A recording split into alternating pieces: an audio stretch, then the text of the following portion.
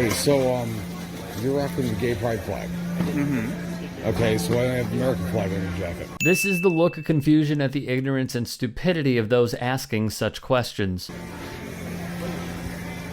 America gives you the right to fly that flag, but you're not flying the American flag. Is Walmart about politics, or what are we doing here? No. So what do you represent? Very clearly that I'm American because I'm in America. This part. So why don't you represent the American flag? You ain't got an American flag. I was red, white, blue on you anyway. Just because you're in America doesn't mean you're American. Fair enough.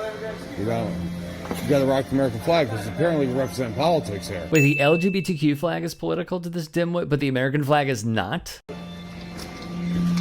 American pride versus gay pride, dude. What an absolute ass. The war on gay rights continues as Republicans commit themselves to attacking another marginalized group, trans people. Iowa's Republican governor, seeing an opportunity to score cheap political points, followed suit like so many others in her party, signing a law that bans trans girls and women in the state from competing in sports according to their gender identity. It's unfounded torture, yet simply their next wave of attack. In Florida, Trumpian Governor Ron DeSantis kicked off 2022 with the infamous Don't Say Gay bill to ban districts from encouraging conversations about sexuality or gender identity in primary schools. The GOP-led legislature also is going after sex ed and gender-affirming medical care, and to top it off, lawmakers want elementary schools to post online the book titles available in their libraries. While there's nothing wrong with transparency, the latter appears intended to fuel the recent push by some parents and conservative groups to ban books related to sexuality and racism,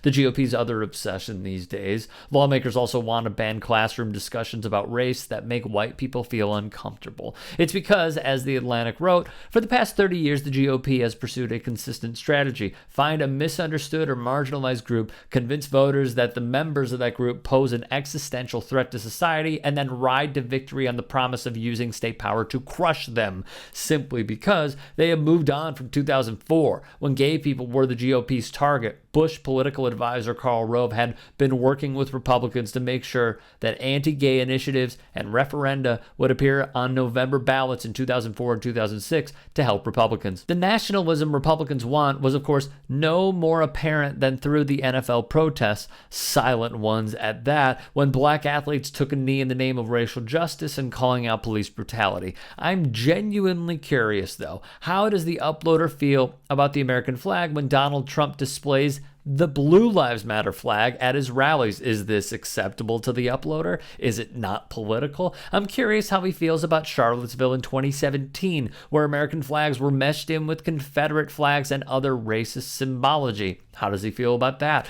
The New Yorker even reported one white nationalist had said, quote, "If an American flag can draw more people close enough to hear our message, it is our duty to make use of that tool." I also wonder how he feels about this flag.